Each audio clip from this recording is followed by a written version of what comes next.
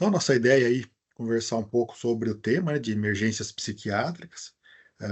São quatro, né, aulas aí, a gente vai passar um pouco aí no geral. A última eu vou colocar alguns casos clínicos para a gente entender um pouquinho aí de manejo, né? E um pouco mais de teoria também nas aulas aí. Um pouco da nossa experiência aí, né? Meu nome é Osmar, né? Sou médico psiquiatra já há 15 anos aí. E tenho atuação principal, né, na área de infância e adolescência e na área de emergências psiquiátricas. Hoje eu coordeno pronto-socorro de psiquiatria da Unicamp e também o da PUC de Campinas, organizando escala organizando alguns protocolos e intercorrências.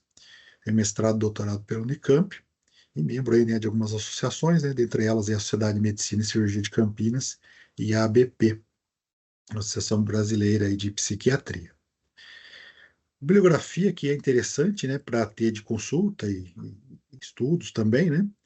Tem algum material em português bom, do pessoal aí do João Quevedo, de Emergências Psiquiátricas, do professor Leonardo Baldassar.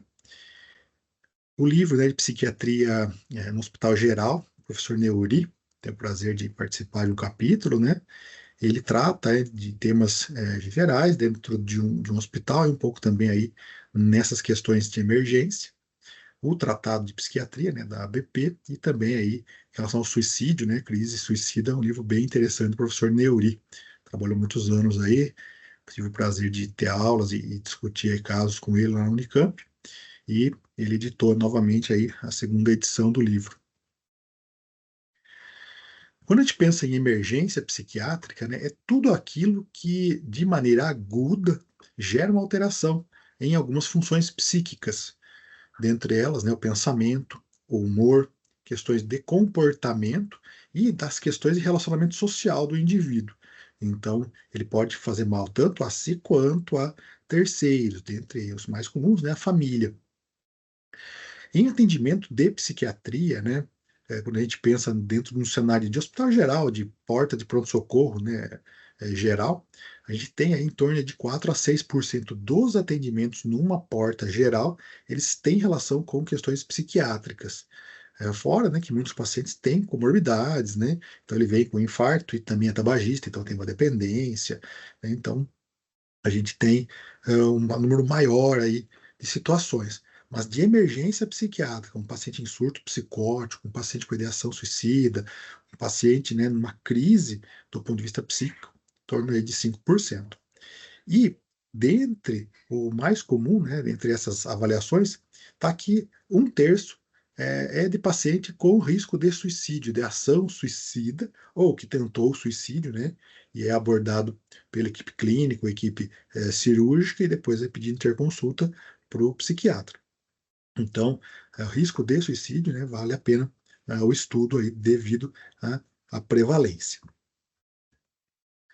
E quando a gente pensa nesses quadros, né, de importância, né, no pronto-socorro, a gente vai ter os quadros de agitação psicomotora, o risco de suicídio, o risco de homicídio, os quadros psicóticos, maníacos, o estupor depressivo, né, mais intenso que uma simples depressão, alterações mentais e cognitivas agudas, né, a gente vai ver muito isso no idoso, comprometimentos do juízo da realidade, né, questões delirantes, e autonegligência grave. A gente acaba vendo aí nos pacientes, principalmente depressivos. E qual que é o objetivo, né, quando você está atendendo um paciente numa emergência do ponto de vista psíquico? Nosso objetivo principal é tentar estabilizar esse paciente, dando condições para que ele possa ser entrevistado, avaliado, medicado e até mesmo contido, dependendo, né, da real situação que aquele paciente se encontra. Por exemplo, um paciente psicótico, alucinando, delirando, achando que está sendo perseguido, muitas vezes a gente vai ter que lançar mão de uma contenção, medicação, para depois a gente conseguir tirar uma história adequada. A ideia, né, com isso é estabelecer uma hipótese diagnóstica, né, idealmente sempre mais de uma, né, para a gente poder pensar, e com isso a gente vai excluir algumas causas não psíquicas. Lembrando que a doença mental é uma doença de exclusão, muitas vezes. Então, eu brinco às vezes, né, que a doença mental acaba não matando o paciente, né, mas um infarto com sintomas ansiosos, um paciente com falta de ar e que tem uma arritmia cardíaca que parece que está numa crise de pânico, por exemplo, isso mata. Então, essa hipótese diagnóstica visa, né, excluir esses quadros orgânicos aí, sintomas neuropsiquiátricos. E, finalmente, a gente vai encaminhar esse paciente. É uma avaliação pontual do pronto-socorro, eu vou decidir se o paciente precisa ou não ser internado, se o paciente precisa ou não ficar de observação. Então, a gente vai poder, né, nessa avaliação, que pode ser de alguns minutos, algumas horas ou até dias, ficando no pronto-socorro, para que ela seja mais bem elucidada e você dê um destino para o paciente. Muitas vezes a gente acaba encaminhando para CAPS, unidades básicas de saúde, e quando precisa de internação, para hospitais, né, que têm condição de internação do paciente. Na questão de organicidade, o que a gente tem que prestar atenção? A doença mental, né, a psiquiatria em si, ela está dentro da medicina que segue padrões. Então, a gente tem alguns padrões que a gente pode levar em consideração para pensar em algo orgânico antes de investir só no tratamento psíquico. Normalmente, características como doença mental começando depois dos 45 anos, não é comum.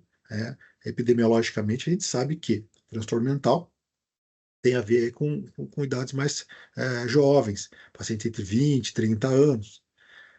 Pacientes que mudam o comportamento em um quadro muito agudo, minutos, horas. Ele dorme bem e acorda mal. Não é, a doença mental é mais insidiosa, ela demanda alguns dias, semanas, às vezes até meses, para que eu tenha alterações no comportamento. Quadros agudos, lembrar sempre, né? Infecções do sistema nervoso central, sangramento, tumores, posso ter quadros inflamatórios, reumatológicos, então, quadros muito agudos, sempre suspeitar de algo orgânico. A gente vê paciente com rebaixamento de nível de consciência, confuso, desorientado, né? Quando esse estereótipo, né, de avaliação do estado mental acontece, né, de desorientação, confusão mental, sonolência excessiva, tem que chamar o paciente para que ele desperte, converse com você, são sinais de que o quadro pode ser orgânico. Então, encefalite, por exemplo. Paciente que chega com sintomas de intoxicação, né? Hálito etílico, pupilas midriáticas, mióticas, dependendo, né, do que fez uso, ele pode ter sintomas de características neuropsiquiátricas. E aí você vai ter que fazer o manejo da intoxicação ou da abstinência, não focar simplesmente no sintoma psicótico, por exemplo. Então a gente pensa em um paciente que bebeu bastante, chega agressivo, chega xingando, dizendo que está sendo perseguido, né? A gente pode até medicar esse sintoma, mas lembrando que, no fundo, eu preciso hidratar esse paciente, eu preciso colher eletro, né, para ver se tem alguma arritmia, tá? Sintomas que flutuam. A doença mental ela é mais constante, a depressão, mesmo a esquizofrenia, o paciente em mania, no sintoma bipolar, ele não fica ótimo, parece que não tem nenhum sintoma, 2 horas depois ele começa a ter novamente os sintomas. Essa flutuação ela chama a atenção.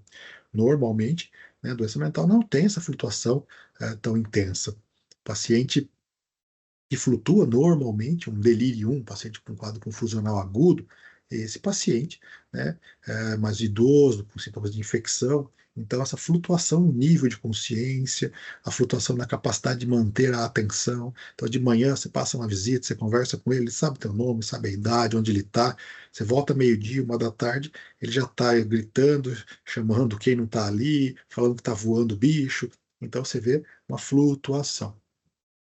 Paciente com sintomas neurológicos, então perda de força, fraqueza, questões, né, de mídios, né, um todo normal no exame, o outro diferente. Paciente com quadro convulsivo, né, principalmente se for presenciado, né, liberação esfincteriana, quadro, né, de confusão após, né, a crise. Então, são sinais aí para a gente pensar em algo orgânico. Então, o paciente que nunca teve uma convulsão começa a ter, né, sintomas como febre, é outra questão também que é importante a gente destacar, né, doença mental não é por causa da febre no indivíduo, tá? Alucinações, normalmente aí não auditivas, por quê? Mais da metade dos pacientes que têm sintomas psicóticos de características psíquicas, são alucinações auditivas, alucinações verbais, vozes que mandam, vozes que xingam, vozes que comandam as ações. Quando o paciente começa a ver coisas, sentir cheiros, sensações táteis, normalmente a gente sempre tem que pensar em quadro com uma organicidade maior e ser investigado. O paciente recebe o tratamento psiquiátrico de forma, né, pela hipótese, né? Então, tá com sintomas psicóticos, inicia-se antipsicóticos, sintomas depressivos, inicia-se antidepressivos, e você não vê uma boa resposta desse paciente, né? Ele começa a piorar, né? Apesar do tratamento psíquico, pode pensar em causas psiquiátricas, mas lembrar que também alguns quadros orgânicos levam a uma resistência nesses sintomas. Então, você vê uma pessoa que tem um quadro de alucinação, delírio, você começa a dar antipsicótico, não melhora tanto, aí você começa a ver que não está respondendo legal, você tenta, né, mulher jovem, um racho malar, uma artralgia, será que não é um lúpus? Ah, investiga, né, não perde, né, o time aí para buscar aí um exame, né, mais minucioso, tá? Então, lembrar que a doença mental em si ela não mata o paciente, né? A depressão demora meses ali, né? Ou o paciente vai tentar suicídio, né? Mas uma arritmia, um quadro de edema agudo de pulmão, paciente com tumores, muitas vezes eles têm sintomas neuropsiquiátricos. A gente vê bastante, né, como todo pronto-socorro aí, alteração aguda de comportamento, muitas vezes sintomas como encefalites, né? Tá bastante comum encefalite autoimune, principalmente essas anti-NMDA, tem encefalite aí de base do sistema anti-NMDA, encefalite herpética, é outro exemplo também de alteração aguda, que dá bastante sintoma neuropsiquiátrico e tem que ser investigado.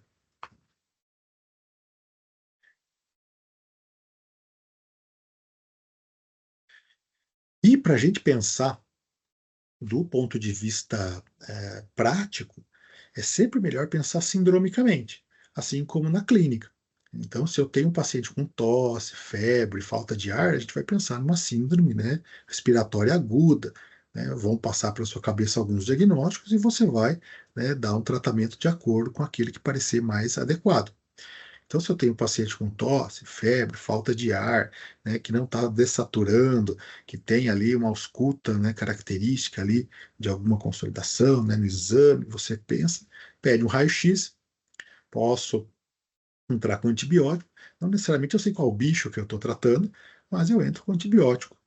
Psiquiatria, é a mesma coisa. Se eu pensar na síndrome, né, no conjunto de sinais, sintomas, eu já consigo determinar qual é o perfil do tratamento e qual a atitude que eu vou tomar.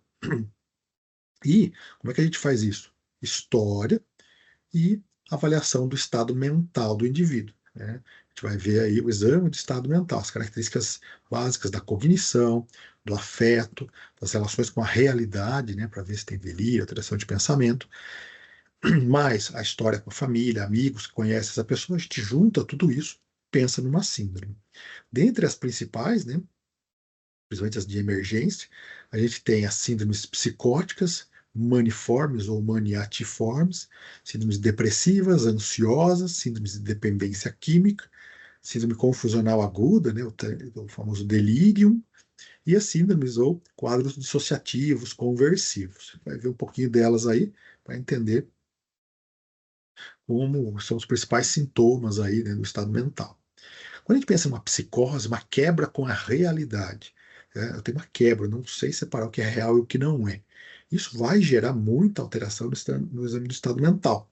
Então, a gente vai ter o paciente, né, com um quadro de alucinações, então, alteração da sensopercepção, a alucinação normalmente auditiva, né, que é a mais comum dentro dos quadros psicóticos, mas eu posso ter auditiva junto com visual, enxergando vultos, monstros, enxergando, né, coisas aí que possam gerar normalmente medo no indivíduo. O quadro psicótico normalmente dá bastante medo na pessoa, a pessoa fica muito angustiada. Eu vou ter alterações referentes ao delírio, né? Então, um problema no juízo da realidade, então vai gerar o que é real e o que não é. Esse delírio gera também alterações nesse pensamento. Então, eu começo a achar que estou sendo perseguido, a achar que estão tramando coisas contra mim, a achar que, né, tem veneno na comida. Exemplos aí de um quadro delirante. essa desorganização nas ideias, e eu posso ter comportamentos bizarros, falas, risos desconexos, falas, né, sem motivos, risos imotivados, começar a andar de um lado para o outro sem motivo, tomar banho de roupa. Então, eu junto esse conjunto de alterações, as alucinações, os delírios e um comportamento bizarro, eu tenho uma síndrome psicótica. Né? Dentre as síndromes psicóticas, né, mais conhecidas, a esquizofrenia. Eu posso ter quadros induzidos por drogas, posso ter quadros psicóticos transitórios, eu posso ter sintomas psicóticos dentro da depressão, dentro do transtorno bipolar. Né? Então, eu tenho a psicose, a síndrome psicótica, ela permeia vários transtornos. Tá? E, normalmente, o quadro psicótico trata-se com antipsicóticos. O quadro maniforme, né, ou maniatiforme, característico, né, dos pacientes bipolares, tem muito a ver com o humor. Então, esse humor elevado, eufórico, humor elado, para cima. Tá? Normalmente cursa com uma velocidade do pensamento aumentada, então muito taquipsiquismo, fala acelerada, sono diminuído, é uma redução da necessidade de sono, diferente do que a gente vê em um paciente com insônia. O paciente com insônia, né, ele tem vontade de dormir, mas não consegue, ele acorda cansado, ele acorda sem ânimo, ele acorda, né, a cara, né, de que não dormiu. Na síndrome maniatiforme ou maniforme, a gente tem uma redução da necessidade do sono. Eu durmo menos e estou ótimo, porque eu estou muito eufórico, eu estou muito alegre, eu estou com muita energia. O paciente fica muito distraído, né? Distraibilidade é super importante, então qualquer estímulo chama a atenção dele, ele desvia o foco. A agitação psicomotora, normalmente, uma inquietação, anda para um lado, anda para o outro, super agitado, gesticulando bastante. Normalmente posso ter uma desinibição do contexto sexual, até social. Então, conversaria com pessoas que não conhece, teria relação sexual com pessoas desconhecidas, né? Lembram lá ah, do mendigo, né? Que a mulher do pastor, né? Tem um quadro maniatiforme, estava com uma certa ideia de delírio, que ele teria que ter relações sexuais com ele, que seria uma questão de um anjo, alguma coisa assim.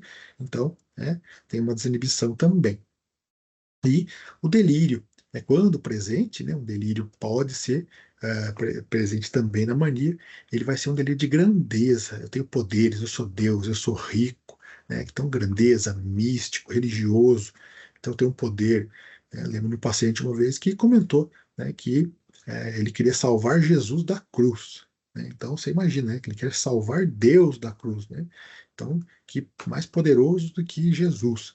Então, isso é um delírio de grandeza, com características místicas. Então, esse delírio, essa ideia que não tem uma base na realidade, quando a gente conversa com os pares, né? Então, a alteração do juízo da realidade e do pensamento. A síndrome depressiva, né, associada ao humor no polo oposto da mania, então humor depressivo. Então a pessoa fica triste, desanimada, perde o interesse em atividades que antes gostava, né, fica anedônica.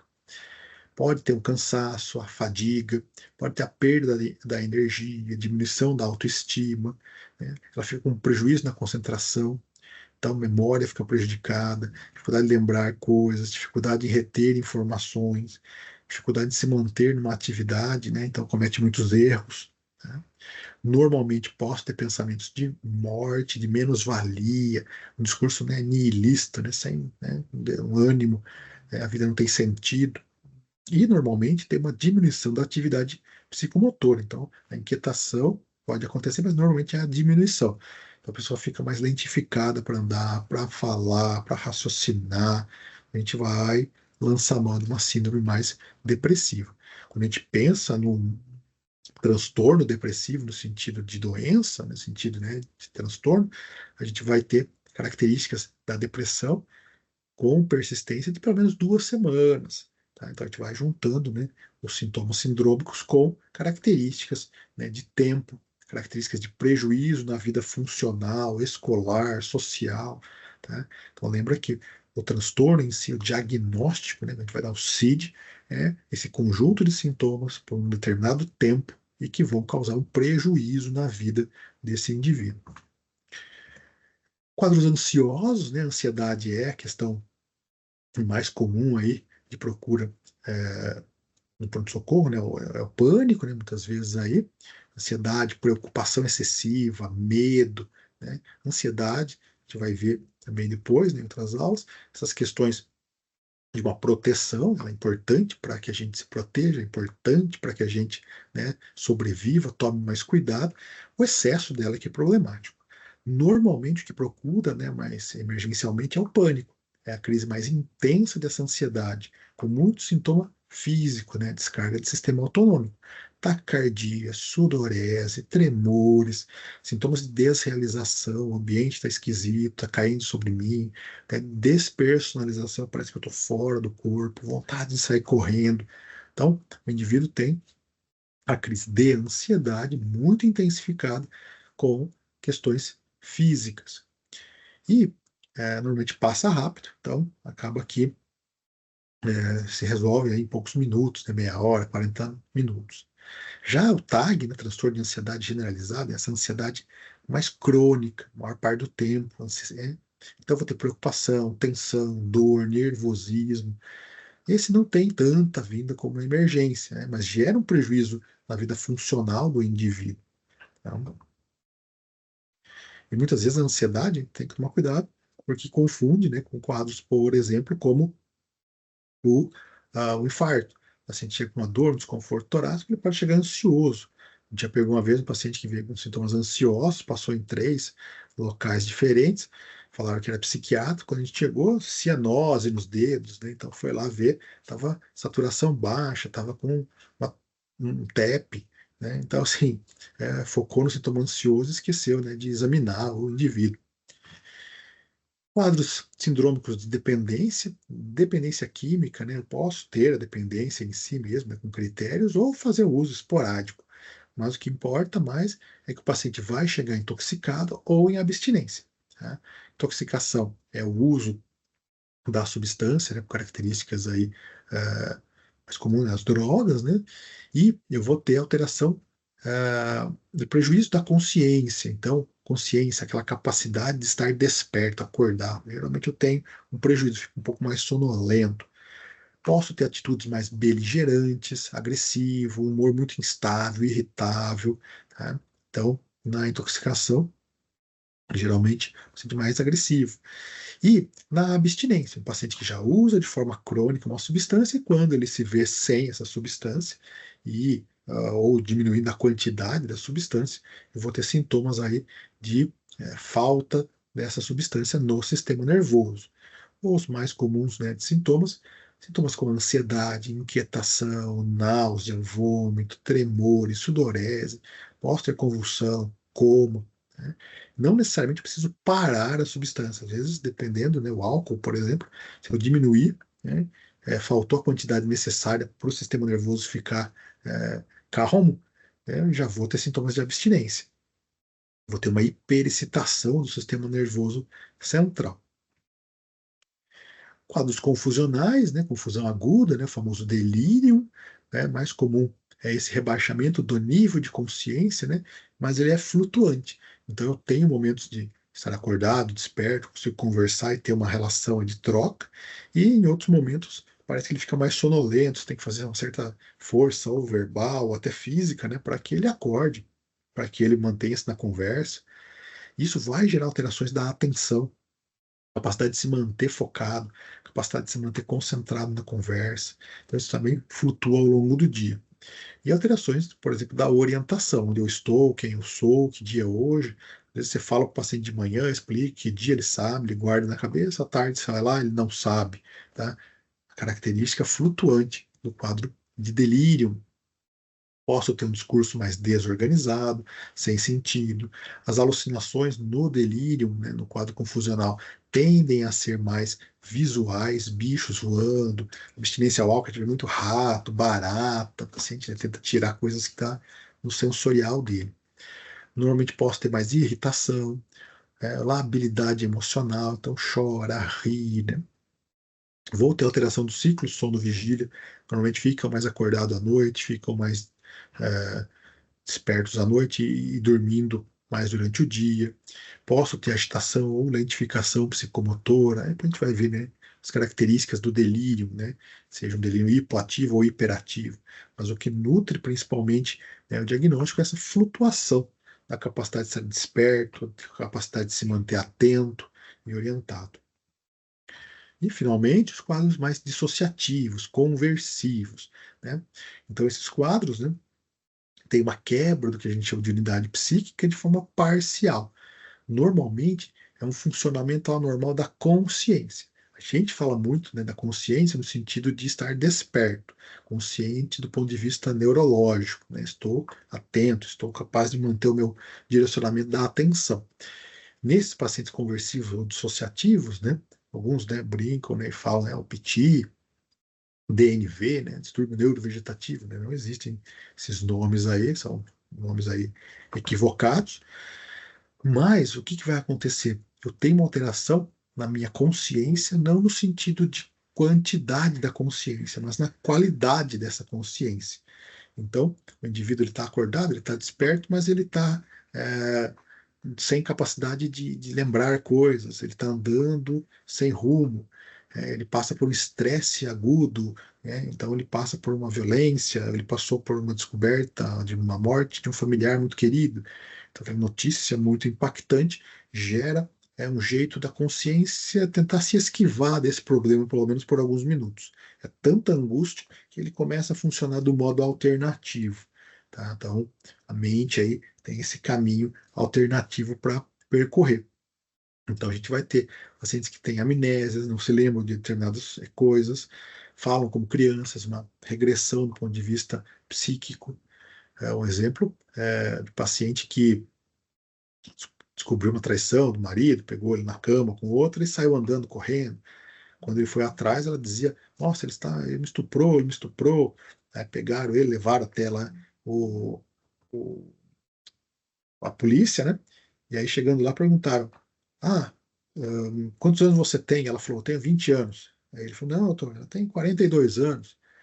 E aí, realmente, né? 42 anos, na RG. Ela: Não, 20, 20, 20. Quando foi ver, o marido se lembrou que aos 20 anos é que ela conheceu ele. Então, é como se ela tentasse apagar ele da memória, né? Então, 20 anos ali, esqueceu dele. E logo depois ela volta, né? Consciência, orientação, tudo. Mas naquele período ali de muita emoção, de muita raiva, de muita angústia, eu posso ter essa alteração na consciência no sentido mais qualitativo, na qualidade dessa consciência. Então, esquecimentos, andar sem rumo, né, fuga dissociativo, estupor, então ficar parado, né, como se estivesse catatônico, extremamente lentificado, quadros de transe e possessão, então, igreja, às vezes ali, né, com muito barulho, cheiro, angústia que a pessoa está passando naquele momento, ela entra numa espécie de um transe, né, que dentro do contexto religioso, ok, mas quando sai disso, às vezes até o padre, né, mas como o pastor acaba trazendo, eles tentam nos procedimentos, e aí vem que não é algo que eles consigam atuar, e falam: olha, deve ser mais psicológico, psiquiátrico, vá ao hospital, né? A gente pode ter pessoas que não é só na consciência, mas no corpo também, a mão que entorta, a incapacidade de sentir as pernas e andar, por exemplo. Alguns têm como se fossem crises convulsivas, né? São quadros conversivos, né? Então, dissociativo é a mente que sai do corpo, do funcionamento, e conversiva é o corpo, né? A mão que entorta, a sensação das pernas, questão ali de, de como se fossem convulsões, né? Um quadro ali de uma QNEP, né? Crises não epileptiformes, mas tem a ver muito com a angústia, com a ansiedade intensa, normalmente um estresse agudo muito importante. Normalmente, né, dando exemplos aqui, né, a gente atua, né, como é que chega um paciente ali numa emergência, né? Normalmente ele vem no pronto-socorro, ele pode vir por cura espontânea, pode ser vindo aí, trazido por familiares, pode ter uma transferência via SAMU, né, da casa, chama alguém. Aqui em Campinas tem psiquiatra, né, normalmente no SAMU também, o psiquiatra vai avaliar. E as interconsultas, né? Então, paciente que passa aí por uma avaliação clínica, cirúrgica e percebe alguma coisa do ponto de vista psíquico e pedem a avaliação. Destinos, né, possíveis, né? Depois que a gente estabiliza, a gente manda esses pacientes. Então, a gente vai ver se eu vou dar uma internação, vou dar alta, vou encaminhar para um serviço de acompanhamento ambulatorial. Então, a gente tem serviços particulares, centros de saúde, os CAPs, CAPS álcool e drogas, CAPS infantis, CAPS, né, do ponto de vista mais geral. Opções de internação diminuíram muito, né? Quem acompanha aí, né, ao longo dos anos, fechamento de muitos hospitais psiquiátricos, muitos manicômios, né, do ponto de vista de funcionamento, e a não criação de novos leitos. A ideia era criar enfermarias em hospitais gerais, a gente tem muito poucos. Hospitais que persistiram aí na existência, eles remodelaram o sistema e o número de leitos caiu bastante. Então, quem trabalha em emergência acaba tendo que dar um manejo nos pacientes do ponto de vista de tempo de permanência no pronto-socorro muito mais elevado do que deveria. Então, não é infrequente pacientes passarem uma semana, 10 dias, 15 dias no pronto-socorro aguardando um leito de internação. Existem ainda alguns hospitais na região, exemplos, né? Fazenda Palmeiras, aqui em Amparo. O Ceará ele existe, mas para atendimento de convênios particulares, não mais para o SUS, fechou recentemente. O Hospital Bairral, em Itapira, Indaiá, Indaiatuba. Tá?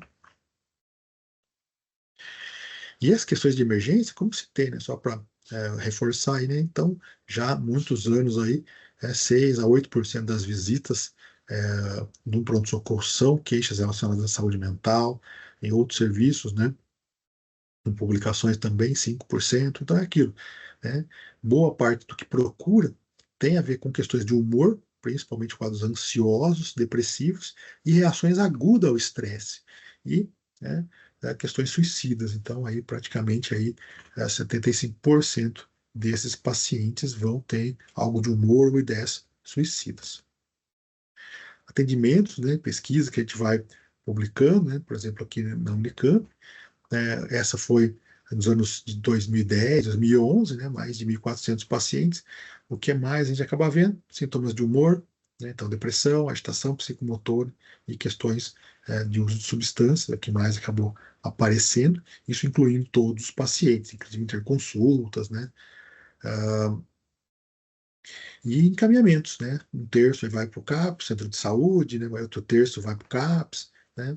E menos de 10% é que realmente vão ser hospitalizados. Então, para mostrar que a maior parte dos atendimentos que são feitos, seja em consultório, seja no pronto atendimento, a maior parte você consegue resolver, né? Dando um destino aí de uma medicação e depois um acompanhamento ambulatorial. Fiz um levantamento um pouquinho antes da pandemia, né? A gente fez um levantamento do número de pacientes que permaneciam no pronto-socorro, né? Então, em 60 dias aí, né? Mais 320 atendimentos, né? Tinha dia no pronto-socorro que tinha 10, 9 pacientes aguardando é, internação psiquiátrica ou, né, um momento de reavaliação. Você pensa no pronto-socorro que normalmente cabe em torno de 40, 50 pessoas ali, né?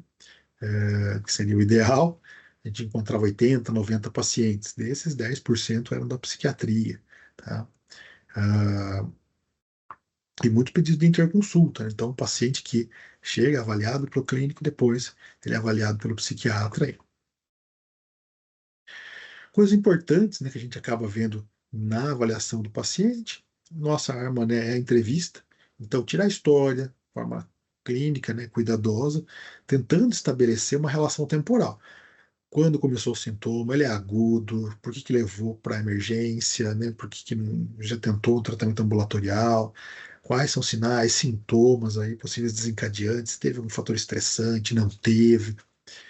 Tem que obter aí um entendimento de condições prévias, seja pelo paciente contando, seja pela família, dessas condições. Você já ficou internado, se já teve alguma alergia, já teve reação adversa a medicamento, histórico, né, de tratamento, histórico familiar. Para a gente é importante a questão familiar, porque muito da base genética, né, ela é parte aí dentro do que a gente vê na condição de causar alterações de comportamento. Então, tem uma base genética. Toda família tem depressão, toda família tem vários bipolares, tem esquizofrênicos e autistas. Então, a gente sabe de uma base genética aí presente. Condições psicossociais, onde mora, como mora, questões, né? Eu vejo muito paciente com transtorno mental grave na rua, né? Então acabo procurando, não vem com RG, não vem com nada. Então é importante conhecer. Na questão de reação adversa, se já tomou medicação psiquiátrica, se já teve algum evento adverso. Então, o paciente tomou Aldol. Nossa, doutor, não pode tomar Aldol que ele fica todo duro, ele fica todo travado. Opa, efeito extrapiramidal. A gente já vai tomar cuidado para não medicar, né, com Aldol. Lembrar de história de tentativa de suicídio, né, como um terço dos pacientes que a gente vai avaliar tem aí ideação suicida. Ter ideação suicida, né, ou ter tentado suicídio é fator de risco para uma próxima tentativa. Então, eu vou deixar esse paciente com ideação suicida mais próximo do balcão, mais próximo da equipe de enfermagem, vou reavaliá-lo mais vezes ao longo do dia, vou deixar ele com um familiar. Saber de comportamento violento, agressivo. Um preditor de novos episódios de agressividade é ter episódios prévios, então ter que perguntar isso também. Tá? Por quê? A gente vai tomar mais cuidado, vai poder deixar com o acompanhante, vai deixar ele mais próximo ali da equipe de enfermagem, distante de locais onde possa ter objetos, né, para se cortar, objetos para jogar nos outros. Né? Então tem que tomar alguns cuidados. Sempre incluir nessas questões de vida, suporte, né, entendimento que se passa o seu dia a dia, então é legal perguntar. Lembrando, estamos no regime de emergência, muitas vezes a gente vai demorar algumas horas para conseguir todas as informações. Você vai focar na agitação, depois você senta, conversa um pouco mais com a família, conversa um pouquinho mais com o paciente. Paciente que tem aí incapacidade ou pouca capacidade de falar sobre a história, né? Tirar a história com múltiplas fontes. Por quê? Você vai construindo esse quebra-cabeça. Então, o paciente já ficou internado em outro ambiente, vem com relatório, legal saber, tem amigo, tem cuidador. Ah, por isso é que trouxe, como vocês ficaram sabendo, qual que era o relato que estão dizendo para vocês abordarem essa pessoa. Né? Às vezes a própria equipe mesmo da emergência já conhece, né? Esse paciente já veio outras vezes. Né? Hoje em dia, com os prontuários mais eletrônicos, fica mais fácil, né? Ver, né? Quantas vezes o paciente passou. Antigamente, que em papel era mais difícil, então a gente tem que, às vezes, escutar o que a equipe fala. Paciente não colaborativo, está acostumado com o paciente querendo, né, a consulta, querendo melhorar, querendo que você sare, né, querendo que você sane ali sua dor. Mas na psiquiatria, muitas vezes a gente tem pacientes que não colaboram, que são agressivos, hostis, que foram trazidos contra a vontade, que foram, né, trazidos de casa amarrados. Então, eles podem ter comportamentos aí e se colocam em risco. E muitas vezes eles não percebem sua condição, eles não têm um insight, a crítica em relação à sua própria condição. Então, eles estão trazidos contra a vontade. Quando que a gente tem critério para internar um paciente, né? As indicações, né, da internação. Paciente com risco de suicídio, ou que tentou suicídio recente, então já é um critério de uma internação. Às vezes, não que a gente vá deixá-lo aguardando uma vaga num leito de internação no hospital geral, mas pelo menos aguardando no pronto-socorro, ficar de observação 24, 48 horas, isso já pode ser útil. Paciente com risco de agressão, de homicídio, paciente com autonegligência muito grave, não está comendo, não aceita, paciente, né, faz aí uma questão de um negativismo muito importante, seja porque ele está alucinando que a voz manda ele não comer, ele fazer um jejum, porque ele vai jejuar e as pessoas vão sobreviver de um holocausto, né, um exemplo que eu já vi. Paciente com quadro depressivo grave, que não se cuida, não toma banho, paciente em estupor catatônico, né, olhando para o céu e para o sol e não querendo comer. Paciente que tentou tratamento ambulatorial, foi medicado, foi tentado várias vezes, não deu certo, pode ser interessante uma internação. Se eu preciso de uma internação para um manejo terapêutico, então, por exemplo, eu preciso iniciar um medicamento, por exemplo, clozapina, um antipsicótico para esquizofrenia refratária, só que eu tenho que coletar hemograma semanal para fazer essa subida da medicação pelo risco de agranulocitose. Então, às vezes a gente pensa, pô, se eu internar esse paciente, eu consigo colher hemogramas de cada 2 dias, subo mais rápido a dose e em 20, 30 dias eu já estou na dose terapêutica. E se eu fizesse de uma semana e vou subir na dose, vou demorar 4, 5 meses. Então, o paciente às vezes não quer coletar o exame. Então, um ambiente protegido, um ambiente de uma internação psiquiátrica pode auxiliar nesse processo de ser mais rápido. A gente que não tem suporte familiar, então não adianta você instituir um tratamento e ninguém vai cuidar desse paciente, né, até ele melhorar para poder cuidar de si mesmo. Então, o paciente que tem um quadro mais depressivo, né, às vezes não é tão grave a depressão, mas ele precisa de alguém para dar o remédio, tá? A gente pode internar de maneira voluntária o paciente, involuntária ou compulsoriamente, né? A internação voluntária, como o nome diz, voluntário, eu mesmo aceito, eu quero, eu topo, eu mesmo assino aqui. Só que tem aquele caráter, né? Se o paciente quiser sair da internação, ele, olha, eu assinei voluntário, vou embora. Um exemplo, um paciente usuário de substância que pede uma internação para ficar um tempo mais abstinente, para criar um distanciamento da droga, ele fica alguns dias e desiste. Então ele pede uma alta aí, né, que era voluntária. Já o procedimento compulsório é o juiz que determina. Então a família vai, procura o Ministério Público, recebe, né, o juiz todas as provas ali, avalia, né, tentou o paciente fazer tratamento ambulatorial, não deu certo, já tentou uma internação curta, não deu certo. Aí o juiz fala, tá gastando todo o dinheiro, né, da família, tá te colocando em risco, tá ameaçando pessoas, vamos internar de maneira compulsória por 6 meses no hospital tal. Então, cumpra-se. Então, vai lá, é avaliado na emergência, segue a ordem judicial. Não que ele vá ficar os 6 meses, não que é obrigado à internação sempre, mas o médico que for avaliar vai ter um trabalhinho aí para responder os quesitos do juiz. Caso ele não queira cumprir aquela ordem ali, tem que mostrar o porquê não. Mas, normalmente, são pacientes que a família está muito desgastada, o Ministério Público acaba atuando. E na internação involuntária, aquela que o paciente não quer, né, não aceita tanto, mas a família acaba assinando ali. Então, o paciente, às vezes, psicótico, o risco de agressão, heteroagressão, colocando em situações de exposição social muito grave, não capaz de se cuidar, né? O médico fala, olha, eu acho que a internação seria interessante, o paciente, não quero ser internado, mas a família fala, olha, doutor, entendo o que o senhor explicou, aceito, aí eu assino, e a gente faz a internação involuntária. Lembrando que toda internação involuntária, né, geralmente a equipe do hospital já sabe, né, o escriturário, ela deve ser comunicada para o Ministério Público em até 72 horas. Então, olha, estamos internando o paciente, geralmente os hospitais têm um formulário, preenche, por que está internando de forma involuntária. Algumas vezes eles acabam ligando depois de algum tempo para saber como é que está, o que aconteceu, para ver o desfecho. E sintomas agudos, né? Então a gente vai manejar alguns quadros aí, para a gente compreender aí da emergência, né? Então, assim, a intervenção ela vai depender muito da necessidade do paciente, né?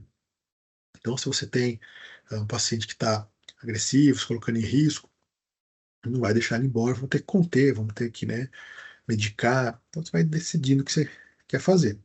O recurso que você tem, se você tem a disponibilidade de cuidado também. Então, alguns pacientes, se você conversa com ele, mostra atenção, explica, né, o que ele está tendo de uma maneira mais empática, estabelece uma aliança e você é capaz de encaminhar esse paciente para alta. Então, um exemplo: o paciente chega muito angustiado, desanimado, achando que a vida não tem muito sentido, e você, conversando com esse paciente, percebe que ele tem um problema familiar, que a mãe está doente, que a filha tem um problema, que ele perdeu o emprego. Então, só às vezes de conversar, falar, entendo sua situação, ela é bastante difícil, ela é bastante complicada, outras pessoas passam por isso também, então o que a gente pode ofertar para você? Já pensou em procurar um centro de saúde? Já pensou em fazer uma terapia? Muitas vezes eles nem têm ideia de que isso existe. Então, ele vem no pronto-socorro daquela maneira brasileira, de querer resolver os problemas sempre no PS, né? Mas a sua orientação de onde ele pode procurar ajuda pode ser importante. Outras vezes ele está tão desesperado que ninguém da família sabe, e você, às vezes ali em conjunto com ele, fala, mas ninguém sabe da sua família, eu posso pedir para sua mãe vir aqui, a gente conversa em conjunto, né, essas angústias que você tem, seria interessante eles saberem também. Então eles têm vergonha às vezes de conversar, de explicar, e aí você pode ser esse elo aí de auxílio. Alguns pacientes vão precisar de medicação, contenção, de acordo com a necessidade naquele momento. O paciente está alucinando, pegando faca, porque acha que os alienígenas vão matá-lo, que acha que há um complô do PCC para pegá-los. Então, você sabe que o pai está psicótico, ele está, né, no quadro de se colocando em risco. Não adianta a gente tentar dar um remédio vioral e mandar ele para casa. né? Porque ele já estava em casa agressivo, ele já estava se colocando em risco, né? Então, dou um remedinho via oral, demora 2 semanas para ter um efeito real sobre os sintomas. Muitas vezes olha, família, não está legal, a gente está agressivo, vamos ter que conter, sedar, ajuda a gente aí, fique aqui do lado, vou chamar a equipe. Então, assim, às vezes é a atitude necessária naquele momento. Ambiente, nós estamos no Brasil, muitas vezes ambientes caóticos, superlotados, né? Não só de pacientes psiquiátricos, e a gente vai ver o que é possível fazer. Idealmente, sentar com o paciente numa mesa, cadeira, uma porta fechada ali, se tiver um familiar junto, né, para dar um suporte. Mas muitas vezes a gente conversa no corredor, o paciente está na maca do lado do outro, você tem que tirar a história, tenta ver sempre o que é o possível, né? Às vezes o paciente está confuso porque está com a luz direta na cabeça ali, né? 24 horas por dia, a luz, né, não desliga o PS, como é que ele vai ter, não vai fazer delírio, né, no idoso? Então, tentar alguma intervenção ambiental, né, um local mais calmo, mais tranquilo, um local que dá para deixar um pouco menos luz, por exemplo. Coisa que a gente vê paciente com um quadro de ideação suicida, que não está francamente assim mostrando que quer se matar, mas que tem um risco. Você vai deixar ele com a roupa própria? Seria o ideal vestir a roupa do hospital, porque aí ele está identificado, ele não vai ser contido, mas a gente sabe, né, que a roupinha do hospital, então ele toma mais cuidado para sair, não vai tentar fugir com tanta facilidade. Ah, avisar sempre um membro da família, às vezes pode ser interessante para ficar junto. A gente tem pacientes com quadros de esquizofrenia, às vezes ali, agressivos, mas que quando a mãe está junto, ele se acalma, ele confia, a mãe fala, ele se acalma, ele deixa o médico examinar, por exemplo. Então, legal, né? São pequenas coisas que você vai fazer. Então, a roupa no hospital, legal, questões aí de tentar colocar um ambiente um pouquinho mais calmo, um pouquinho mais tranquilo, né, dentro do possível, ter um membro da família junto, sempre é benéfico, né? Às vezes a enfermeira fala, mas não pode ficar acompanhante. Eu falo, pô, não pode ficar acompanhante para a maioria, que é uma exceção, né? A gente precisa, né, pensar nessas coisinhas. Tentar sempre que possível fazer a entrevista no local silencioso, sentar para pensar, né, que está conversando de coisas íntimas, né, de fórum íntimo, né? Ah, a não ser que o paciente está muito agitado, agressivo, né? Aí você não vai colocar ele numa sala sozinho com você, né? Então você vai conversar um pouquinho com ele ali para tentar entender também. Falar, vamos aqui comigo, vamos no canto aqui, tem muito barulho, mas eu quero conversar melhor com você. Aí você não entra na sala, primeiramente, né? Entende o que esse paciente está pensando. Até para ver se ele está muito agressivo, você vai conversar demais, você vai ter que conter esse paciente, medicá-lo, tá? O paciente muitas vezes tá angustiado, não quer falar com ninguém, não bebe, não come, não vai no banheiro, né? Porque ele tá com medo, tá angustiado, achando que todo mundo tá perseguindo ele. Então você se mostrar ali útil, fala, olha, vamos tentar, né, te ajudar aqui no hospital, aqui não tem ninguém querendo fazer mal. Olha, a comida que eu estou te oferecendo é a do carrinho, como todos os outros estão comendo, então não tem veneno, nada disso. Você dá algumas orientações, pode ser bem interessante para o paciente. Olha, ali tem um bebedouro, aqui tem um copo, vá buscar a água para você. Você não consegue, eu busco para você. Às vezes, só de você trazer um copo que você buscou longe, ele não viu de onde você tirou, ele vai ficar com receio. Agora tem um bebedouro, você mostra para ele, aquele é o bebedouro, onde todo mundo pega o copinho e vai lá buscar água, né? Já fica mais confiante também, né? E se abre mais, isso é importante. Questões mais de formar vínculo, isso é desafiador muitas vezes ali, né? Emergência, correria, né? Muito barulho, mesmo que a psiquiatria às vezes está mais calma, mas muitas vezes o barulho do PS em si, gente gritando por dor, por outras causas, né? Isso sempre é desafiador ali. Mas é interessante, né? Tentar compreender esse paciente, aguardar um certo período, né, para ser atendido, né? Muitas vezes você fala, olha, sei que o senhor aguardou 2 horas, né, eu estava resolvendo outras coisas, vamos sentar aqui, agora eu vou me dedicar ao senhor aqui alguns minutos, fique tranquilo, né? Me desculpe pela demora, né? O serviço o senhor percebeu que tá muito cheio, porque às vezes o paciente chega muito irritado, porque esperou muito tempo, e aí você vai achar que ele está irritado porque é a doença mental que está atuando, mas não é, só a questão da espera mesmo, né? E aí você faria o exame de estado mental errado também, poderia tomar uma atitude errada. O que é legal, muitas vezes, é permitir que o paciente fale. Tem estudos que mostram, né, que quando você vai conversar com o paciente, né, a maior parte não espera nem 30 segundos o paciente falar e já o médico já interfere, né, ele já fala, ele já fez perguntas. Então, sempre que possível, né, permita que o paciente fale. Ele fala: olha, o que está acontecendo? Por que o senhor veio aqui? Me conte um pouco, né, e deixe ele falar. Pode ter sentido, não pode ter sentido, não tem pergunta, né? Não tem, né? Se ele está delirante, às vezes uma palavra não se liga à outra, mas deixa lá ele falando. Fala: entendi, muito bem. Agora eu vou fazer algumas perguntas para entender um pouco mais. Aí você faz as suas perguntas, o que que você quer saber, que é aquilo que vai direcionar a sua tomada de atitudes, tá? Perguntas mais objetivas, né, para tentar ver sinais, sintomas, às vezes são importantes. E é aquilo, eu não preciso de 2 horas para conversar com o paciente, para ter uma noção de uma hipótese diagnóstica. Lembra, medicina é a mesma lógica. Tem trabalho que mostra isso, né? 5 minutos de conversa com o paciente ou 70 minutos. A correspondência diagnóstica é de 80%. Então, muitas vezes não é a quantidade de tempo entrevistando, né, mas é o que você pergunta, como pergunta. Então, a hipótese já vai vir, né? Uma síndrome, pelo menos ali. Mais tempo vai te dar mais elementos para otimizar ali a terapêutica, saber o que ele já usou, o que não usou, né? Então, você vai conhecer melhor o indivíduo. Mas para a primeira tomada de decisão, para ajudar aquele paciente, olha, tenho 10 minutinhos para conversar com o senhor, mas olha, eu percebi que o senhor está precisando ficar aqui um pouco mais. O que que você acha de sentar aqui? Eu vou resolver um outro caso ali, volto e já converso melhor. Ou, olha, eu percebi que o senhor precisa ficar, acho que alguns exames de sangue serão interessantes, vou fazer os pedidos. Aí você vai, faz o pedido, colhe o exame e depois a gente vai conversar com mais calma. Então você, fazendo isso, consegue, né, administrar aí mais de um atendimento, muitas vezes que são frequentes. Conversa, né, de uma forma empática, educada, né? Não ficar tentando fazer muito juízo de valor, né? Ah, o paciente tentou suicídio, pô, eu também faria isso, né? A gente vai ver depois na questão específica do suicídio, mas ficar desdenhando do paciente, ficar muitas vezes aí julgando, não é nosso papel. Às vezes é escutar, né, concordar ou discordar, falar: estou aqui para te ajudar, entendo que você tem esse problema X, minha função aqui é te ajudar a melhorar com isso. Posso te ofertar uma medicação, posso te ofertar uma orientação, um tratamento.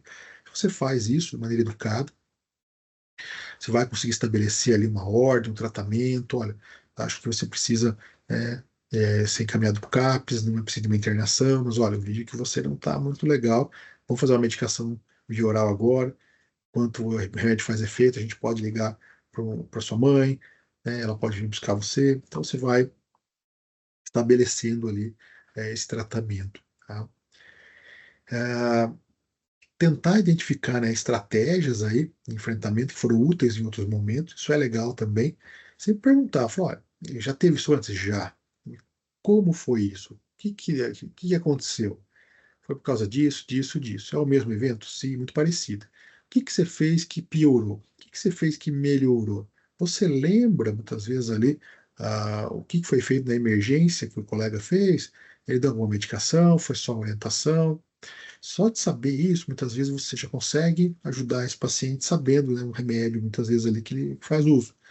A gente vê, muitas vezes o paciente fala: tomei 5 gotinhas de Rivotril. Você fala: tão pouquinho, aí ajudou. Né? Então, assim, vamos seguir mais ou menos o mesmo padrão de conduta que deu certo antes.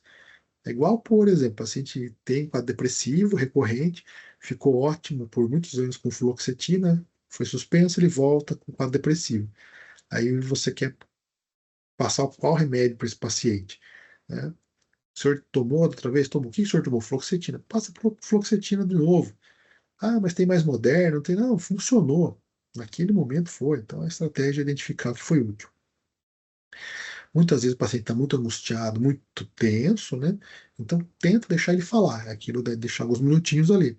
Muitas vezes essa fala e essa escuta são terapêuticas, aliviam a tensão, o paciente se sente acolhido, né?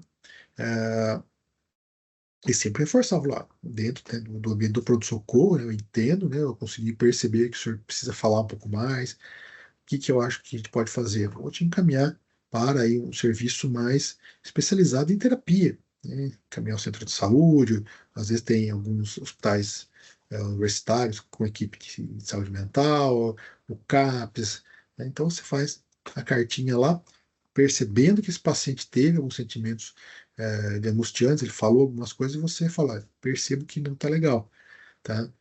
Seria interessante falar mais sobre isso. O ambiente aqui não é propício, mas eu vou te encaminhar. E um cuidado que a gente sempre tem que ter é a questão da contra-transferência, né? O que que a gente sente quando o paciente, né, fala alguma coisa ali. Então, é muito comum, hein? Então, o paciente é mais hostil, mais ríspido, o jeito de falar, às vezes ali gera um incômodo na gente. Se a gente reage frente a isso de uma maneira, né, negativa, uma contra-transferência ruim, né, a gente vai começar a bater boca, xingar. Então, é o famoso, né, respira e consegue se concentrar ali para manter a calma. Muitas vezes o paciente traz muitas angústias da vida dele ali e ele quer descarregar em alguém, né? Então, essa contra-transferência nossa, né, o que que a gente vai sentir em relação ao paciente é muito importante da gente, né, tentar manter a calma e muitas vezes não ficar xingando, batendo boca com o paciente, porque sempre é ruim. A gente vê muito isso, quem trabalha, né, em pronto-socorro, né, no plantão, acaba vendo a equipe de enfermagem, né, o paciente, né, chega lá em mania, meio disfórico, né, irritado. Aí começa a falar, pô, mas você é enfermeiro mesmo? Ah, certeza que comprou diploma. Pronto, já é prato para ir lá querer pegar uma Bocate 14, enfiar na veia do paciente, causar mal, mal-estar, né? Então, é um cuidado que a gente tem que ter. Opa, tem alguém que abriu o microfone aí.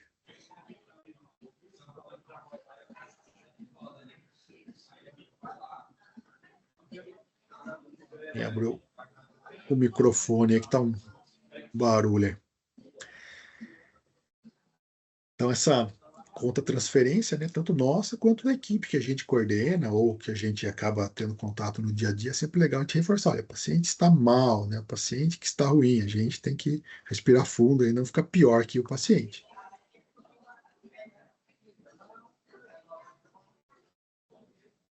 Então, em meio ao estresse, né, de um local aí lotado, né, ambiente caótico, muitas vezes, a gente foi percebendo, os membros se tornam, né, cínicos, ressentidos.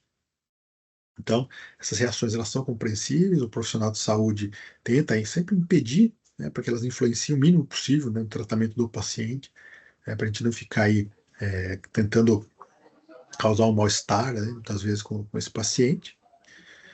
Agir em função. Tem quem que está aberto o som aí que está um barulhão aí, pessoal. Se a Alice consegue bloquear aí. Ah, e agir em função dessa transferência leva a um comportamento muitas vezes não profissional. Então, é, temos que tomar esse cuidado aí. Nível de estresse, intervalos pré-estabelecidos, né, para comer, descansar, às vezes é interessante, né, para que você dilua um pouco essa angústia.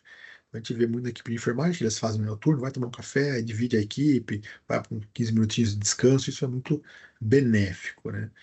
O médico também, isso é interessante, né, quando a gente consegue ter mais de um colega, né, para dividir, muitas vezes está no plantão sozinho, então acaba que depende da gente mesmo ali respirar.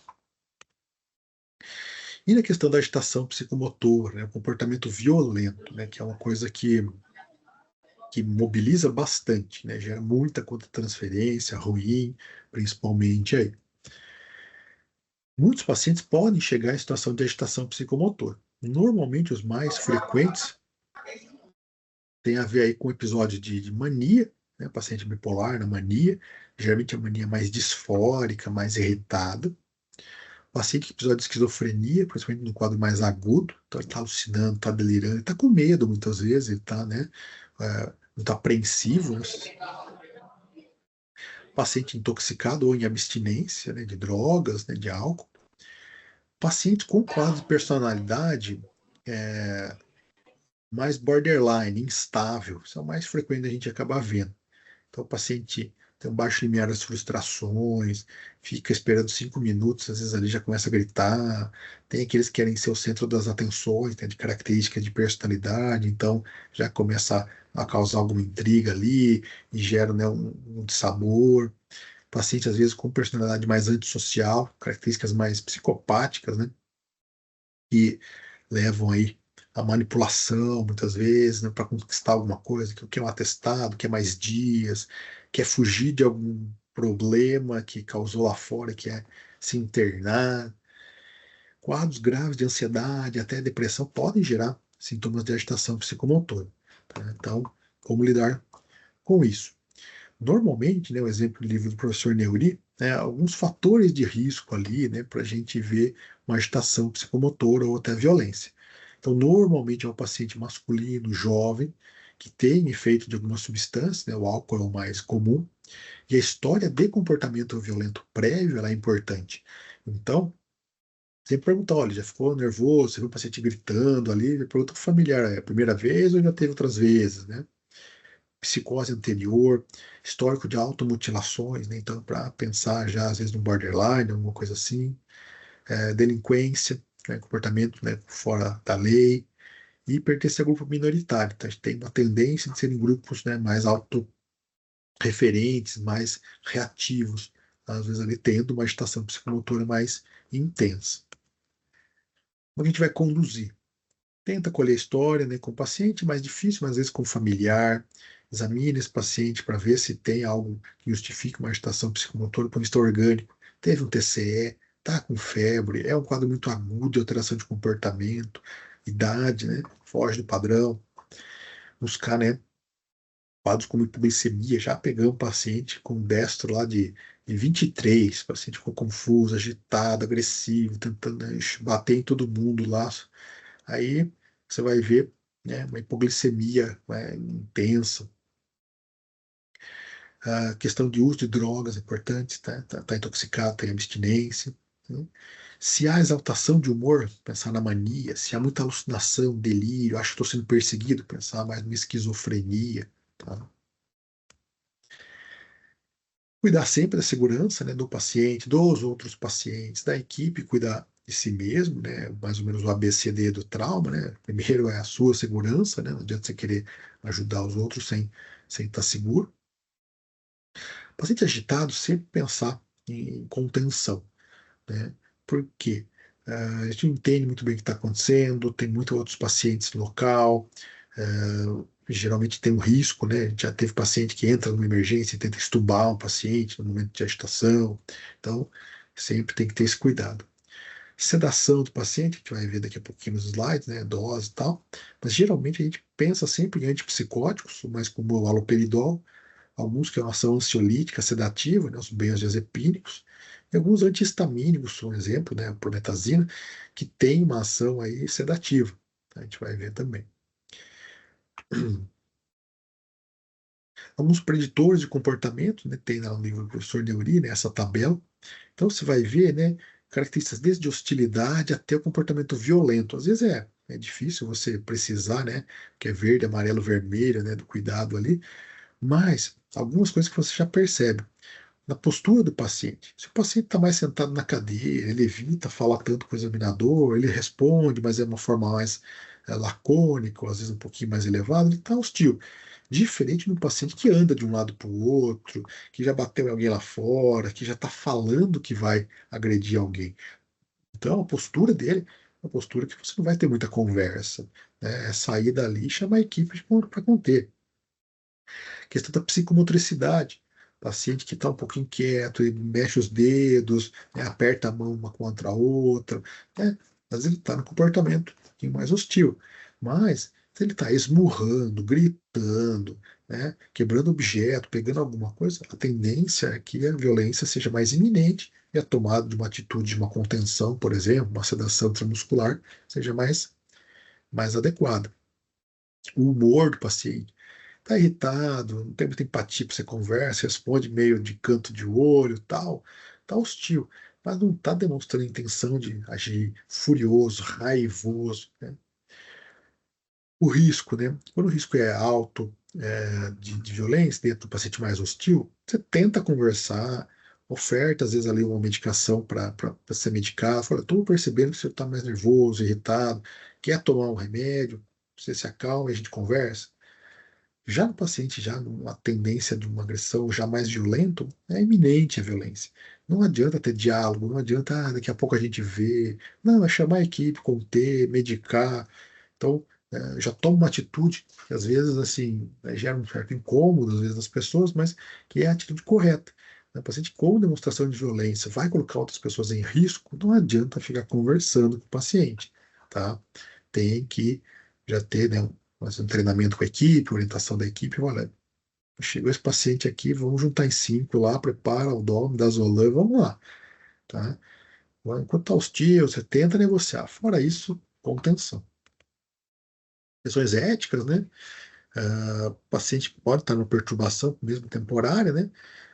Pode ser contido, deve ser medicado, né? Então, naquele momento, né, que tem a deturpação aí, ah, mental, você vai tomar as atitudes para a proteção do paciente de equipe. Questões de personalidade, a gente sempre fica nessa dúvida, né? Tem que tomar um certo cuidado. Por quê? Personalidade tem a ver com caráter, com questões de temperamento. Então, transtorno por si só não deixa o indivíduo incapaz de decidir. O que que a gente vê? O paciente ele é um antissocial, às vezes ali, né? Um psicopata, então ele não tem empatia pelo outro. Então, ele sabe o que ele está fazendo até certa medida. Então ele sabe o que é certo, ele sabe o que ele quer, que é errado, às vezes ele está tentando manipular. Num paciente esquizofrênico, ele não tem noção do que é real e o que não é real. Então ele está, né, do ponto de vista de capacidade de decisão, ele não tem. A gente toma a decisão por ele. Num paciente que tem um transtorno de personalidade, às vezes é difícil ter, né, naquele momento de agitação, né, você conseguir precisar, né, se é só uma personalidade ou não. Então a gente já toma a atitude de conter. Mas se você já conhece, já tem outras passagens, então assim, você já tende a tomar um pouquinho mais de cuidado de já não ir conter de uma vez, assim, sabe, rapidão. E muitas vezes é legal ter no hospital, né? Muitas vezes tem advogado, alguma assessoria. Para a gente, no consultório, também é legal ter uma assessoria jurídica, né? Você percebe a iniquidade de processos, né? De orientações que são importantes aí, uma assessoria. Ah, e lembrar que, às vezes, não é porque o paciente está agitado que é psiquiátrico. Então, a gente pode ter um paciente que sofreu um TCE, estava pela neurocirurgia e fica agitado. O psiquiatra pode até ajudar, mas normalmente quem vai conduzir mesmo é a neurocirurgia. Na questão da contenção física, né, a restrição, a gente tem muito, né, a questão da novela, né, então é uma questão mais teatral, né, então contenção para fazer maldade com o paciente, a protagonista que é a moça boazinha e a sogra não gosta, quer internar, então o mundo real é diferente. Existem pareceres, né, para a questão de contenção, para paciente com agitação, violência, tem orientações. Então, assim, quando a gente pensa em contenção, é procedimento para paciente com alto risco de violência, paciente com agitação psicomotora grave, inquietação grave, ela é essencialmente, né, para paciente com transtorno mental, ela deve ser anotada na prescrição, a prescrição é médica da contenção, registra no prontuário, olha, solicitei contenção mecânica do paciente às 19h30 por conta disso, por conta de risco daquilo. Tá? E fazer de forma adequada, né, para prevenir esse dano mais imediato ou iminente ao paciente ou ao terceiro. Então, estou colocando aqui, ó, pacientes, solicito contenção às 19h30 devido ao risco de heteroagressividade. O paciente realizou jogar objetos nos outros, está desorientado no tempo e no espaço. Tenta, né, explicar o porquê. Né? Normalmente, uma contenção bem indicada, né, o paciente nem fora de si ali não tem é, do que justificar, né, o que foi errada, não foi. Resoluções, né? O paciente em tratamento psiquiátrico só deve ser submetido à contenção física por prescrição médica, né, ato médico, deve ser acompanhado por alguém da enfermagem durante todo o tempo que tiver contido. Então, aquilo, conteve o paciente, sai fora, né, larga daqui 2 horas a gente volta. Não, tem que ter alguém que seja responsável, que avalie esse paciente de 20 30 em 30 minutos, avalie se as contenções estão roteando o membro, se o paciente está respirando, se o paciente está adequado, porque às vezes apertou demais, tem que ter uma pessoa que vai cuidar disso. Normalmente um auxiliar aí da enfermagem. Contenção em espaço, né, não restrição física. Às vezes você tem um quartinho, você deixa o paciente lá mais calmo, tá, para se acalmar. Mesmo contenção no espaço, o ideal é que tenha permanência de algum membro da equipe ali, de suporte próximo também. Contenção física, eu quero imobilizar o paciente, pessoas que seguram esse paciente, geralmente no solo ou na maca. E a restrição mecânica, né? Contenção mecânica é quando eu pego o tecido, né? Faixa de couro e fixo nos membros, dos 4 membros ou do paciente. Então, contenção física, às vezes você precisa segurar um paciente para tomar uma injeção. Né? Contenção mecânica é aquele que eu vou amarrar e deixar sem ninguém segurando. Tá? Tem uma diferençazinha aí na nomenclatura. Pode ter um protocolo de contenção, alguns serviços acabam tendo. É um recurso terapêutico. O último recurso, eu não gosto muito do que o livro coloca. Às vezes pode ser o primeiro recurso, né? O paciente chega, você está, um paciente agitado, agressivo, hostil, que o único jeito de você poder permanecer, cuidar dele é amarrando ele, fazendo a contenção. Né? Contenção física e mecânica pode ou não ser acompanhada de medicamento. O ideal é que tenha contenção química, né? Você não vai amarrar o paciente, vai ficar gritando lá e ele, se machucando, se colocando em risco. Sempre a contenção química ela é interessante a ser associada. Ter a supervisão de alguém da equipe, né? Então, geralmente aí profissional da enfermagem, né? O técnico de enfermagem pode fazer essa assistência, né, ao longo da contenção, checagem, aferição de sinais vitais e a questão, né, de monitorar o rebaixamento de nível de consciência, principalmente se você faz a contenção química, né? Então, faz lá uma medicação intravenosa, por exemplo, opa, vê a saturação, eleva a cabeceira. Orientar, que muitas vezes esse caráter é terapêutico e não punitivo, né? Você está ficando contido não porque a gente é mal, mas porque está se colocando em risco. Comunique sempre o responsável pelo paciente, então se é pai, mãe, esposo, esposa, é legal sempre estar comunicando, né, e falando, olha, precisou ficar contido por causa, né, dele, comportamento agressivo que ele teve. Ele estava se colocando em risco, ele tentou uma fuga e tentou pegar um objeto e se cortar, opa, tem que justificar. Registrar no prontuário e normalmente, o que que a gente precisa? Uma cama de preferência baixa, um quarto idealmente individual, né? E as faixas de contenção. Você pode ter um exemplo de uma ficha de contenção, né, que você vai ter para anotar isso periodicamente. Então, por que que você teve a contenção, detalhar melhor o motivo, o que que você tentou fazer antes. Normalmente isso é legal para inserir no prontuário do paciente, né? As anotações, por exemplo, de parâmetros de pressão, perfusão, frequência respiratória, né? Então, cada 30 minutos ali fazendo essa avaliação, medicações que foram feitas, reavaliações da equipe ao longo do tempo, tudo isso pode ser interessante, né, para facilitar também, né, na documentação. A contenção é uma prática médica, né, tem que ter a prescrição, qualquer profissional pode solicitá-la, né, mas é o médico, né, deve ser imediatamente informado, porque às vezes o que acontece? Hospital grande, você tem um psiquiatra, você está vendo outras intercorrências e precisou conter um risco maior ali, né? Então, já procura avisar o colega aí. A manutenção do paciente em espaço fechado, trancado, sem acompanhante, seria um cárcere privado, tá? Então, por isso que tem que ter alguém ali junto para acompanhá-lo, nesse momento que ele está nesse espaço fechado. E conselho de enfermagem também, né? Fala, né, sobre essas questões, né? De contenção, propósito não é propósito de disciplina, punição, coerção, né? Nem conveniência de instituição. Vou deixar amarrado aqui porque dá menos trabalho. Não, você não está agressivo, você não está se colocando em risco, não tem justificativa para uma contenção. Então, não vou deixar aqui amarrado, quieto e amordaçado. Não, isso não existe. Várias técnicas, né, de contenção, né? O mais comum é ter ali, sim, profissionais. A ideia de ter as faixas de contenção, normalmente de algodão, parece aquelas faixas, né, de kimono, assim, né, de judô. Tem algumas que são mais específicas, né, para isso, ou com tiras de couro, por exemplo. Contenção começar pelo abdômen seria o ideal. E a restrição, né, de tornozelo, punhos.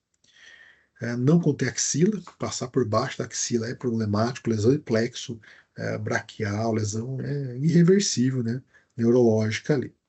E contém o paciente com a roupa que ele tiver mesmo, tá? depois troca quando tiver mais calmo. Então, exemplo aqui, né, pessoal, o Unicamp, o Dr. Paulo Galarron, o Dr.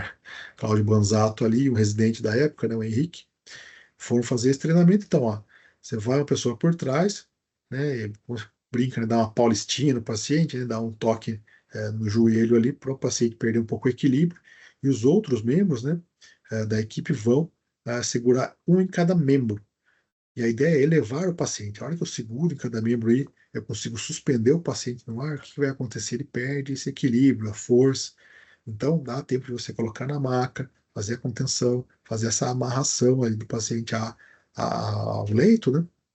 E é, ser menos traumático possível. Lógico, o ideal é sempre treinar isso, treinar equipes, né? Ter mais de uma pessoa que saiba, mas normalmente começou o procedimento, vai até o final, né? Não para no meio.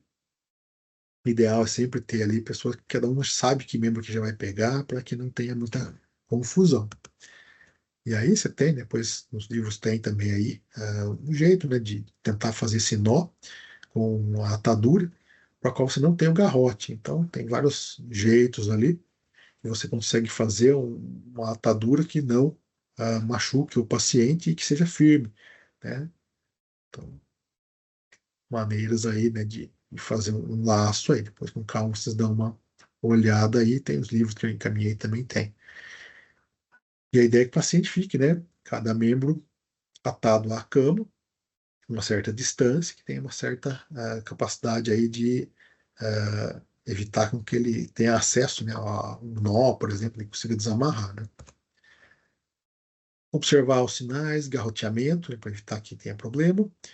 Contenção ideal é que ela seja o mínimo possível. Então, vai reavaliando o paciente, medica com medicação via oral, medica com medicação intramuscular, intravenosa. O paciente está calmo, está conversando, você vai tentar ir soltando ele em pouco tempo. Perna afastada e decúbito um pouquinho elevado, evitar broncoaspiração principalmente. Idealmente, o paciente contido não é para ter, é para deixar de jejum, né? Não é para ficar tentando ofertar comida para o paciente, porque ele está com fome, ele não vai ficar agitado, não. Aí broncoaspira, é sempre a famosa lama que acontece. Então, a contenção na maca, né? Numa cama, né? Espaçando as pernas e os membros lateralizados. Alguns lugares tem, né, essa contenção mais abdominal, para evitar que o paciente suba muito também. E a contenção, sempre que for necessária, tem que ser determinada antes do exame do paciente, né? Certifique que o paciente não porta arma, começou o procedimento, vai até o fim. Ah, eu vou ficar bonzinho. Não existe ficar bonzinho. Amarra o paciente, depois reavalia se ele realmente estiver bonzinho, você solta. Aproxima-se do paciente acompanhado de um grupo grande profissional. Já dá uma intimidada no paciente. Muitos pacientes, opa, não vou ficar calmo. Aí você vou deitar na maca e deixa amarrar. Tá? Tem que tomar cuidado aí que com essa equipe treinada, o ideal é sempre, né, um para cada extremidade e um que vai ficar atrás na cabeça, no tórax, para fazer esse movimento de apoio na cabeça e dar uma espécie de uma paulistinha aí na perna, aí dá aquela desequilibrada, que é o momento que o pessoal acaba pegando os membros. Certifica que não está comprometendo perfusão sanguínea ou causando nenhum tipo de lesão. Isso é importante também. Paciente não remova a contenção até certificar que não há mais risco de comportamento violento. E essa remoção ela é gradativa. Então, o paciente está calmo, ele ficou algumas 2, 3 horas ali, você viu que ele está mais tranquilo, a medicação fez efeito, fala, olha, como é que você está? Está mais tranquilo? A gente pode tentar começar a conversar com você. Conversa um pouco com o paciente, afrouxa as pernas primeiro, depois solta as pernas primeiro, afrouxa a mão primeiro, depois solta a mão, tá? Escrever no prontuário, né? Como é que foi feita a contenção, reavaliar os sinais vitais e as condições aí clínica mental do paciente. Já na questão farmacológica, né? Uma outra coisa que às vezes funciona, né, na questão de contenção é o seguinte: é, ao invés de você chega, eu vou barrar o paciente, muitos pacientes eles querem fazer exames. Então, por exemplo, o paciente está nervoso porque a família diz que ele usa drogas, ele fala que ele não usa drogas. Você fala, olha, a gente pode coletar alguns exames, né? Esse exame pode te ajudar, mostrar para sua família que você não está drogas, né? O que você acha? E às vezes, quando a gente percebe que vai ser necessário o paciente ficar, paciente que está psicótico, você, ao colher o exame de sangue, você já aplica, né, uma medicação ali intravenosa, né, uma prometasia, um diazepam, um midazolam, né, diluído, a gente vai ver. Isso já minimiza a chance de precisar uma contenção mais violenta, digamos assim, né? Então, o paciente que topa fazer exame, às vezes é interessante, né? Fala, vamos colher alguns exames, né? Já mostra aí que você está mais tranquilo, colhe os exames, aí você fica aqui algumas horas, tá? E aí você percebeu que seria necessário mesmo a contenção, você usa esse recurso ali de tentar coletar o exame.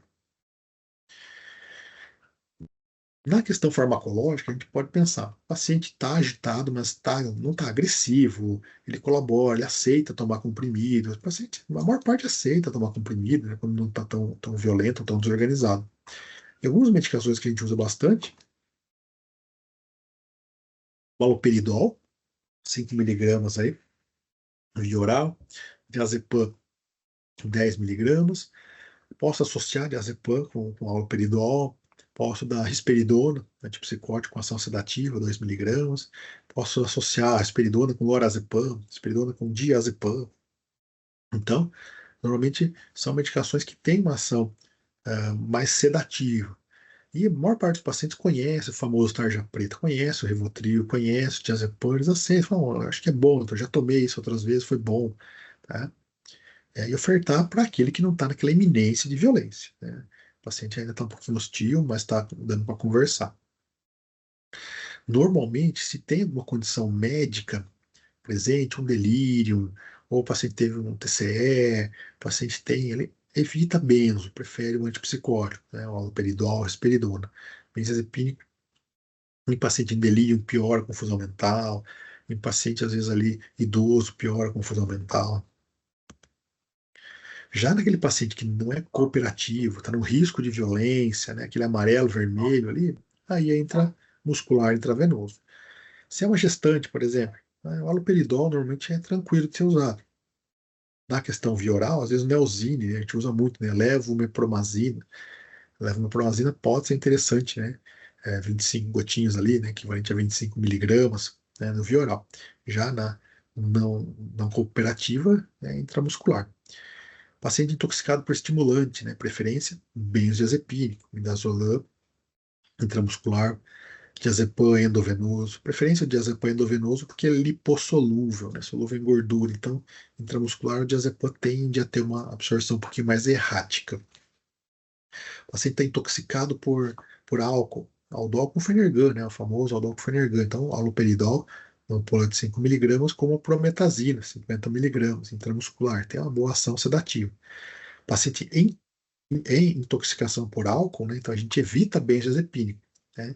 Álcool e benzo com receptor semelhante GABA. Então, se eu estou intoxicado por álcool e mais benzodiazepínico, tem uma chance de uma parada respiratória, né? Então a gente acaba evitando, prefere o Aldol como Fenergan. Já num paciente numa abstinência ao álcool, né? Tá faltando cachaça, opa, aí está liberado da benzodiazepínico, né? Paciente tem um quadro psicótico, uma mania, um esquizofrênico, aí aldol com prometazina, aldol com Fenergan, aldol com midazolam, bastante interessante, o midazolam tem uma ação sedativa mais potente, mais rápida, ou diazepam, preferencialmente EV. Diazepam foi fazer EV, faz de forma mais lenta, né? Faz meia ampola, né? Para não ter um risco aí de um rebaixamento um pouco maior.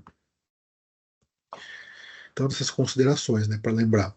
Intoxicação aguda pelo álcool, preferência para antipsicótico, né, o haloperidol mais usado, porque se a gente dá benzodiazepínico em quem está intoxicado por álcool, tem aí uma chance de uma depressão respiratória, né, uma ação mais sinérgica aí com o álcool. Então, não é proibido, não é que é proibido, mas se for utilizar um benzodiazepínico em quem está alcoolizado, é melhor usar doses menores de benzodiazepínico. Já num paciente, numa abstinência ao álcool, né, o famoso delirium tremens aí também, aí é a preferência por benzodiazepínico. Caso o diazepam, que a gente usa bastante. Caso o paciente está em abstinência ao álcool, você dá lá o diazepam, ele para de tremer, mas ainda está alucinando, aí você pode dar haloperidol também, porque ele está no quadro psicótico, né, nesse momento da abstinência. Mas o tratamento da abstinência, né, o ideal é dar cachaça para o paciente, né? A gente vai dar cachaça, tá no hospital, o que pode dar no lugar da cachaça? Benzodiazepina. Mas se eu dou benzo, ele para de tremer, a frequência cardíaca tá boa, a frequência, né, a PA tá boa, mas ainda ele tá vendo bicho, tá vendo coisa, opa, antipsicótico vai auxiliar ele, tá? O paciente está intoxicado por drogas, exemplo, né, cocaína, preferência na intoxicação, benzodiazepina, né? Se eu dou antipsicótico, né, para quem usa cocaína, por exemplo, eu posso piorar o efeito cardiotóxico da droga. Então, preferência benzodiazepínico na intoxicação por drogas.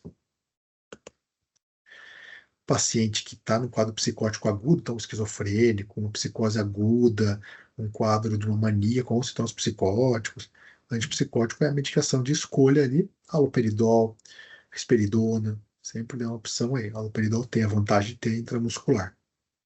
Ah, eu quero potencializar a ação sedativa. O Aldol não dá tanto sono. O Aldol, ele dá uma contenção um pouquinho mais física, dá uma sensação de que está te apertando quem toma Aldol. Mas eu quero uma potência maior, aí eu associo haloperidol com prometazina. O legal da prometazina é que ela tem ação sedativa, mas também previne efeito extrapiramidal, tem uma ação anticolinérgica.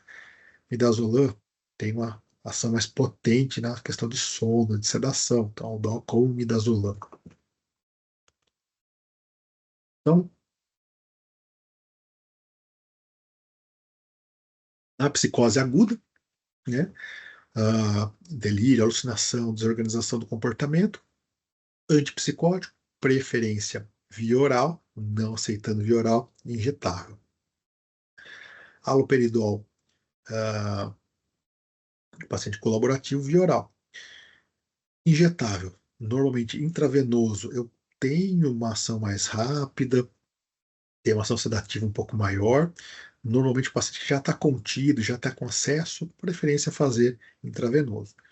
Paciente agitado, não contido, sem acesso venoso, preferência intramuscular. A gente pode fazer o haloperidol, uma ampola tem 5 miligramas, a clorpromazina, né, o famoso Amplectil, ele tem uma ampola 25 miligramas. Os antipsicóticos atípicos, né, os que mais modernos, digamos ali, né, os de segunda geração, eles não têm, né, comumente injetável, então a risperidona 2 miligramas, olanzapina 5 a 10 miligramas, quetiapina, né, tem de 25, 100, 200, 300 miligramas, depende aí da necessidade, clozapina e aripiprazol. Normalmente, se eu for fazer um antipsicótico atípico no pronto-socorro, o que eu mais vou acabar usando é a risperidona, 2 miligramas, e a olanzapina, 10 miligramas. Os demais têm um efeito de mais longo prazo. Clozapina tem questão aí de fazer hemograma, que dá granulocitose, aripiprazol para contenção aguda normalmente não é tão bom, demora mais tempo para modular. Então, o efeito sedativo, que vem primeiro ali, risperidona e olanzapina são mais interessantes, uh, de antipsicótico atípico. Mas todos eles vão demorar um certo tempo, uma semana aí, para ter ação específica no sintoma psicótico. O primeiro efeito deles é a sonolência, é a contenção mais química ali, né, dá uma sensação de lentidão. E a sonolência que esses remédios podem dar. Então, conclusão ali, né? 5% dos atendimentos na emergência geral são de psiquiatria, um terço são relacionados a suicídio, a gente vai ter depois aula específica. A investigação de causas orgânicas é importante porque você tem essa questão aí de que a doença mental em geral não mata o paciente, tá? Então o paciente tem que ver quadro agudo, paciente mais velho, o paciente está flutuando, são questões aí que chamam a atenção para a organicidade. Contenção, ela existe para a proteção do paciente e de terceiros. Você tenta sempre o manejo verbal, conversa com o paciente, quando não funciona, lança a mão da contenção física, que é segurar o paciente com as mãos, mecânica é usar as ataduras, e química, que são as medicações aí que podem auxiliar nesse processo. E os 4 E's: estabilizar o paciente, estabelecer o diagnóstico, excluir causas orgânicas e encaminhar. Muitas vezes é o que a gente faz aí na emergência. um resuminho farmacológico. Então, sedação de paciente, ou o mais comum que a gente acaba fazendo, haloperidol, uma ampola, com prometazina, uma ampola, né, famoso Fenergan, pode ser junto. Muitas vezes aí o Fenergan diminui, né, a questão extrapiramidal, o risco de distonia. Paciente que toma o Aldol, paciente jovem, 10% tem o risco aí de uma distonia. Quando eu associo o Fenergan, isso cai para menos de 1%. Tem uma ação aí, não é muito rápida, mas é efetiva, até 6 vezes por dia. Posso lançar mão de outras combinações, haloperidol com midazolam, clorpromazina, midazolam sozinho, diazepam EV, então são combinações sedativas. Nos quadros psicóticos, preferencialmente via oral, então haloperidol com Fenergan, posso dar risperidona, 2 a 4 miligramas, olanzapina de 5 a 10 miligramas. Na mania aguda, paciente no quadro de mania atiforme, bipolar, Aldol é muito bom, né, na fase aguda. Estabilizadores de humor, como lítio, ácido valproico, eu até posso associar inicialmente, mas em geral o antipsicótico tem uma ação bacana nessa quadro de mania atiforme. Então, risperidona, olanzapina também tem ação antimaníaca, então podem ser utilizados. E no vozinho confuso, em delírio 1, né, paciente confuso, quadro confusional agudo, Aldol meio comprimido, 1 a 2 vezes por dia, risperidona, 1 miligrama, uma dose mais baixa, normalmente é suficiente para ajudar o paciente. Então hoje é isso.